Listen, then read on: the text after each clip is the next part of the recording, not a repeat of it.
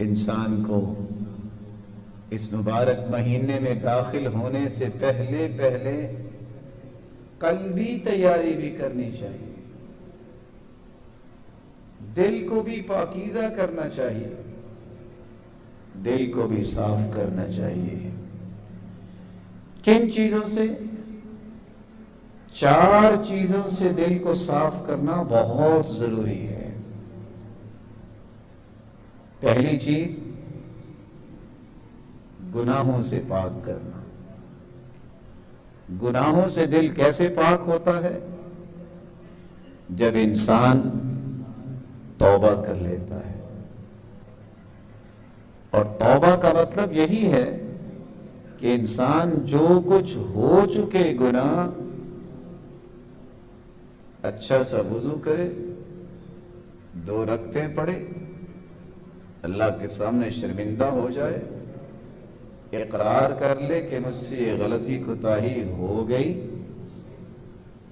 2 رکعتیں پڑھنے کے بعد ہاتھ اٹھا کے پکا وعدہ کر لے اللہ عز و جلال معاف ہی نہیں کریں گے بلکہ اس کے گناہوں کو بھی نیکیاں ہی بنا دیں گے۔ آپ صلی اللہ علیہ وآلہ وسلم نے فرمایا تھا، جب کسی صحابی نے پوچھا کہ سب سے افضل مومن کون ہے، تو آپ نے فرمایا وہ شخص جو زبان کا سچا ہے، مخموم القلب ہے۔ کہا اللہ کے رسول زبان کی سچائی کی تو سمجھ آ گئی کہ جھوٹ نہیں بولنا، یہ مخموم القلب کیا ہے؟ آپ نے فرمایا التقی، یہ وہ شخص ہے جس کو متقی کہتے ہیں۔ الغنی، یہ وہ شخص ہے جو ہر وقت التجاؤں کا رخ اللہ کی طرف کرتا ہے، کسی مخلوق کو بگڑی بنانے والا نہیں سمجھتا، وہ صرف ایک اللہ کو بگڑی بنانے والا سمجھتا۔ الذی لا اسم فیہ ولا بغی ولا غل ولا حسد، 4 قسم کی غلاظتوں اور علائشوں سے اپنے دل کو جو پاک کر لیتا ہے، اس کو کہتے ہیں مخموم القلب۔ یہ پوری کائنات سے افضل انسان ہے۔ آج 7 ارب 21 کروڑ لوگ دنیا میں موجود ہیں، کافر بھی ہیں، مسلمان بھی ہیں، عمل کرنے والے بھی ہیں، بد عمل بھی ہیں۔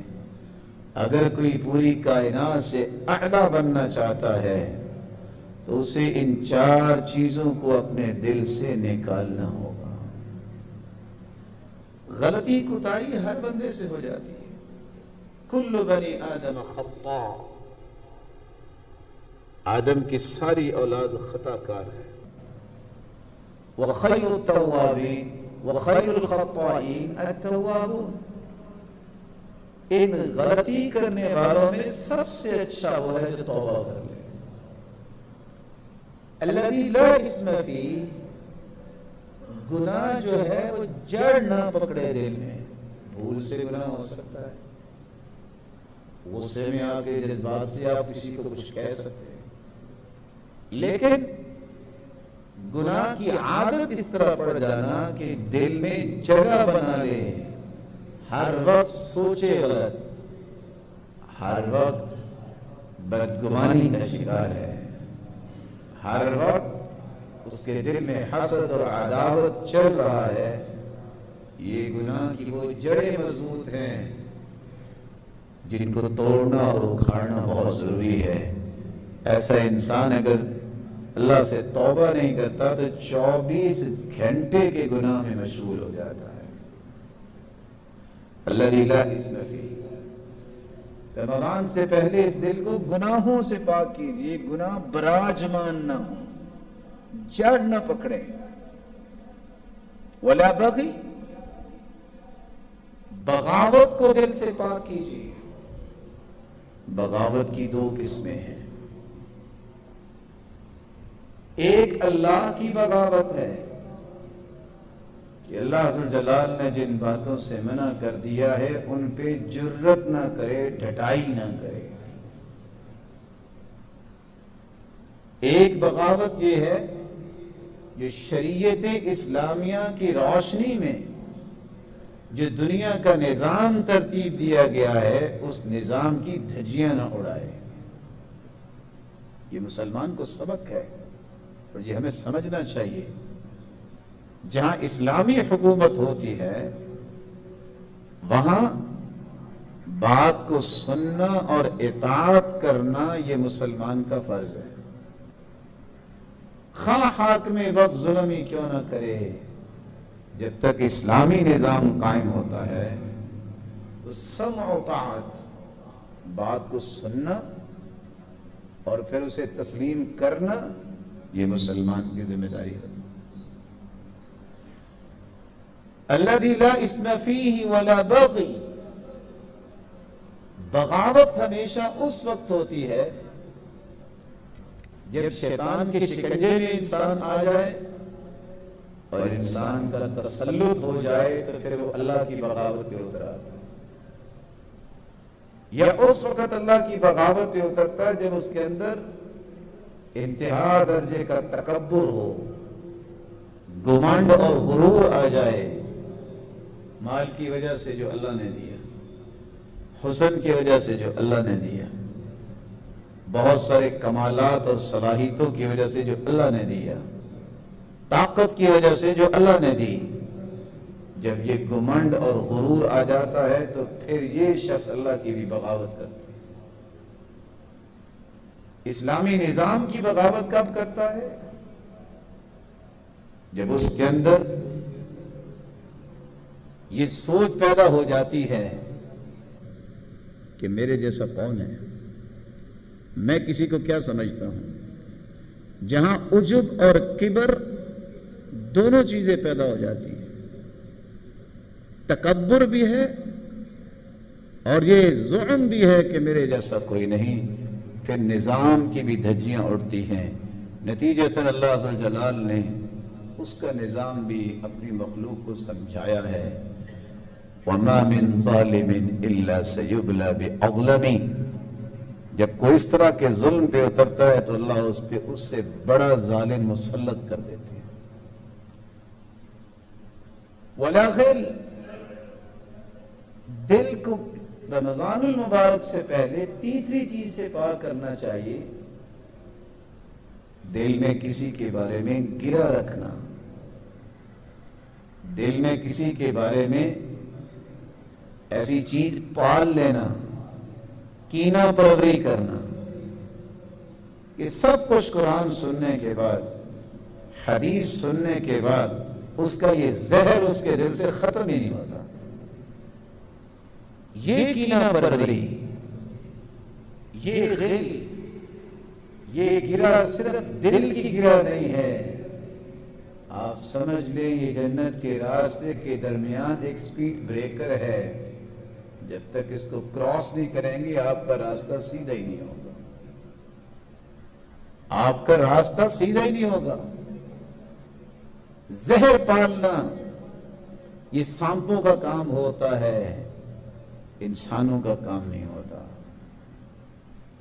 انتقام کی آگ ہر وقت سلگتی رہنا دل کے اندر، یہ ان لوگوں کا کام ہوتا ہے جن کے دل کی اصلاح نہیں ہوتی۔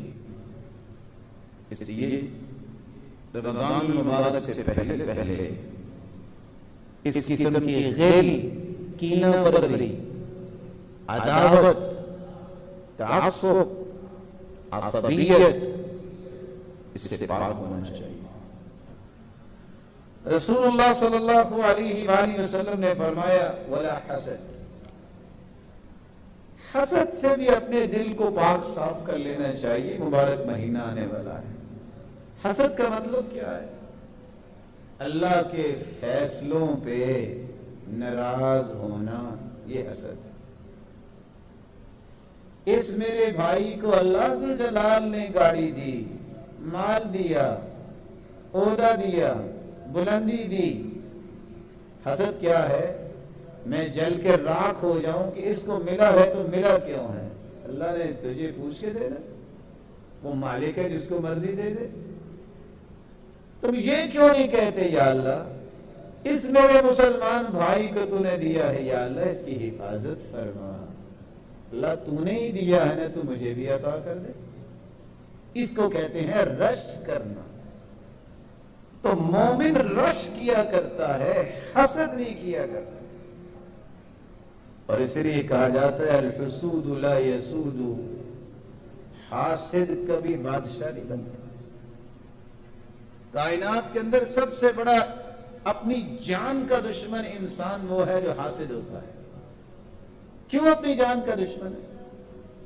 جس کے بارے میں حسد کر رہا ہوتا ہے وہ سکون کی نیند سو رہا ہوتا ہے، اور یہ ساری رات جو ہے کروٹیں بدلتا ہے، اس کو نیند نہیں آتی۔ اللہ تعالیٰ اس سے زندگی کا سکون چھین لیتے ہیں۔ یہ دوسرے کے بارے میں جل رہا ہے، سمجھتا یہ ہے کہ اپنے دل کو آگ لگاؤں گا، جلے گا اس کا دل، یہ اس کی خام خیالی ہے، جلتا اپنا ہی دل ہے۔ اپنی زندگی کو پارا پارا کر لیتا ہے، دوسرے کو نقصان نہیں کچھ ہوتا۔ امام اسمعی کہتے ہیں کہ میں نے ایک آدمی کو دیکھا، اس کی عمر تھی 160 سال، چہرے پہ بڑی رونق ہے۔ میں نے اس سے پوچھا وہ اتنی لمبی عمر آپ کی، ابھی بھی تم مسکرا رہے ہو، جسم بھی تیرا تر و تازہ ہے، راز کیا ہے؟ اس نے جواب دیا ترکت الحسد وبقی الجسد، میں نے آج تک حسد نہیں کیا، اللہ نے میرے جسم کی وہ لذتوں کو باقی رکھا ہے۔ اپنے دل کو پاک کیجئے گناہوں سے، بغاوتوں سے، کینہ بردی سے اور حسد سے۔ اور آپ کو شاید یاد ہوگا جب کائنات بنی تو سیدنا آدم کو سجدہ کرنے کا حکم دیا گیا تو کس نے نہیں کیا تھا؟ شیطان نے نہیں کیا تھا۔ اس لیے امام ابن القیم فرماتے ہیں کہ کائنات میں سب سے پہلا گناہ ہوا ہے تو حسد ہوا ہے۔ اس کو حسد یہ تھا اس کو سجدہ کرو، اور بعض علماء نے کہا کہ سب سے پہلا گناہ ہوا تو یہ غرور اور گمنڈ اور تکبر کا گناہ ہوا۔ اس کو بھی گمنڈ تھا، کہتا تھا خلقتنی من نار وخلقتہ من طین، مجھے تو اللہ تو نے آگ سے پیدا کیا اور اس کو مٹی سے پیدا کیا، مٹی تو پاؤں کے نیچے رہتی ہے، آگ کے شعلے تو اوپر کو اٹھتے ہیں، میں اعلیٰ ہوں، اس کو میں سجدہ کیسے کروں؟ جب انسان کے دماغ میں یہ خناس آ جائے کہ میں تو اعلیٰ ہوں، میں کسی کو کیا سمجھتا ہوں، یہ وہی گناہ ہے جو انسان کو شیطان کے قریب کر دیتا ہے۔ رمضان کی تیاری کیسے ممکن ہے؟